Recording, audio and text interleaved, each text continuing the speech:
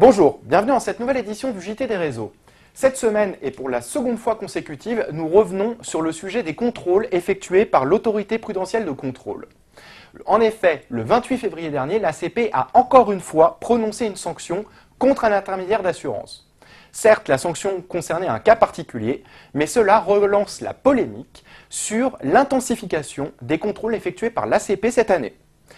Pour en savoir plus, nous sommes directement allés poser la question aux responsables du service des contrôles des intermédiaires d'assurance de l'ACP.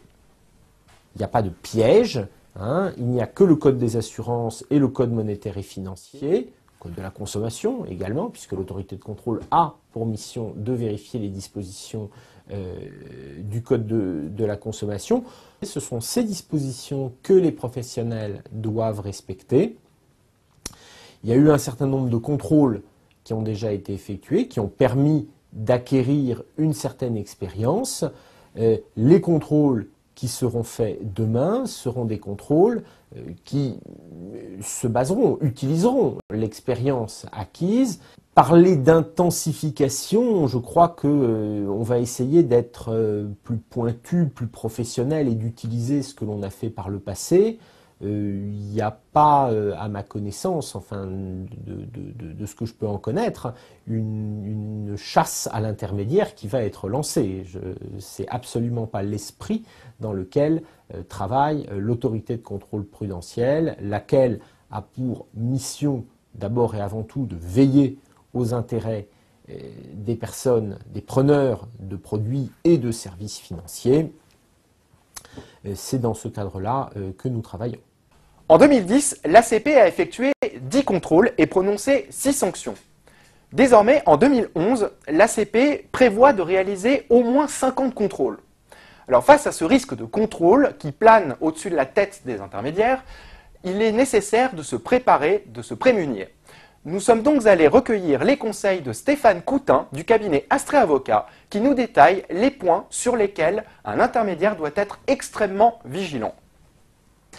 Alors si la sanction qui vient d'être publiée par l'ACP le 28 février dernier est particulière parce qu'elle concerne un courtier qui a déjà fait l'objet de sanctions et qui met en avant l'utilisation de fausses attestations afin de pouvoir exercer, c'est une opportunité pour nous, pour les courtiers, de faire un point sur les sanctions publiées jusqu'à présent par l'ACP, d'en tirer certaines leçons et peut-être d'en tirer une certaine cartographie des sanctions de l'autorité de contrôle.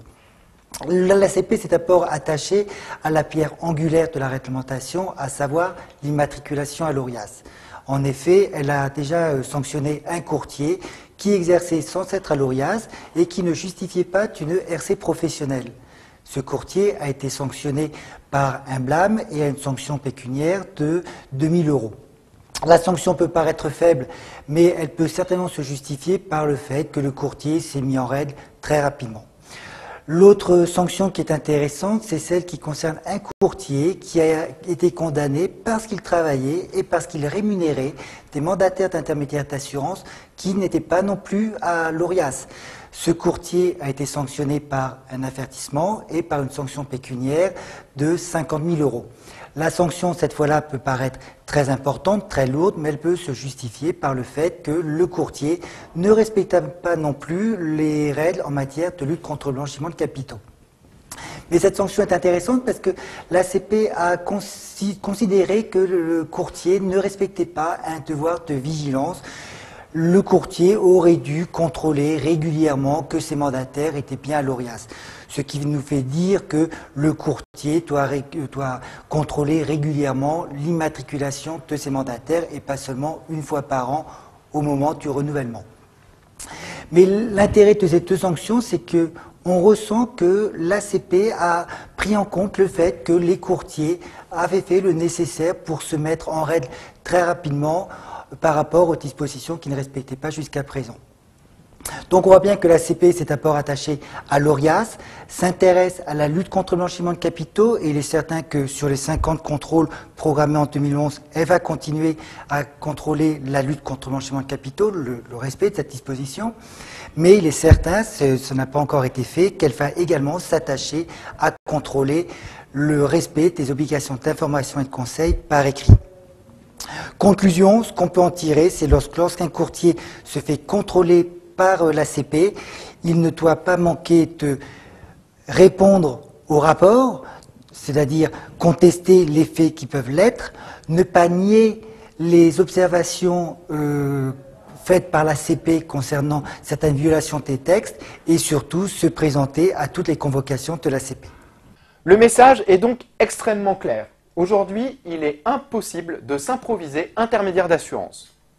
Pour ma part, je vous souhaite une excellente fin de semaine. Bonne lecture sur News Assurance Pro.